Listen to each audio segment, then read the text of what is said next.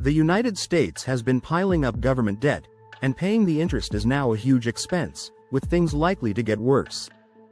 New laws will widen the gap between what the government earns and spends, so it'll need to borrow more. The US gets some leeway because the dollar is the world's main currency, but it's still the most indebted institution ever. Eventually, someone will pay, maybe through higher taxes, inflation, or an economic crash, which seems likely now. China looks better on the surface, with government debt at 84% of GDP compared to 123% in the USA. It also buys a lot of US debt, making it seem like a saver while the US borrows. But China's debt might be worse, possibly 3 times higher, when you include hidden debts. Its economy and government work differently, so how bad is its debt, and why is it viewed differently? Data from places like the IMF comes from governments, and China's numbers can be shaky. In the US, federal debt dominates, with state and local debt adding 12% of GDP, making total debt about 132% of GDP. In China, debt is spread across provinces, government-owned companies, and special entities.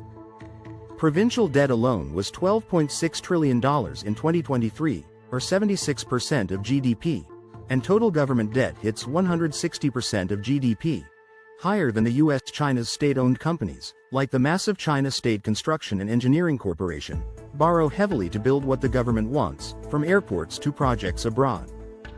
These firms, numbering at least 391,000, have about $30 trillion in debt. If they fail, the government might have to bail them out.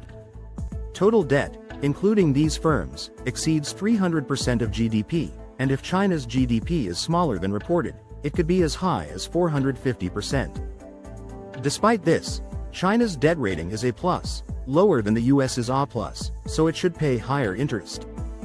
But it doesn't. US bonds yield 4.5%, China's just 1.7%.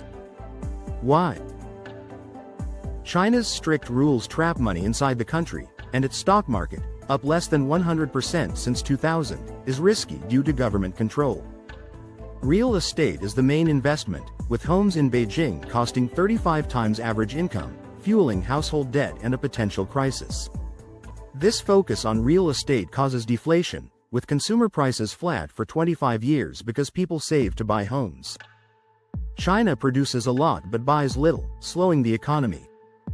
To boost spending, China creates money through state banks, growing its money supply 16 times since 2000, far faster than the US. Low consumer spending keeps inflation down, letting China borrow cheaply, but a 300% debt to GDP ratio is dangerously high.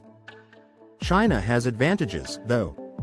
It owns all land and many companies, giving it a net worth of $40 trillion, unlike the US's negative $40 trillion. This makes debt easier to manage. But spreading debt across many entities complicates things, and high interest rates for provinces and companies add strain. The US over-consumes with an under-regulated private sector, China under-consumes with heavy regulation. Both have big problems, just different ones. A conflict between them would hurt both, with no clear winner.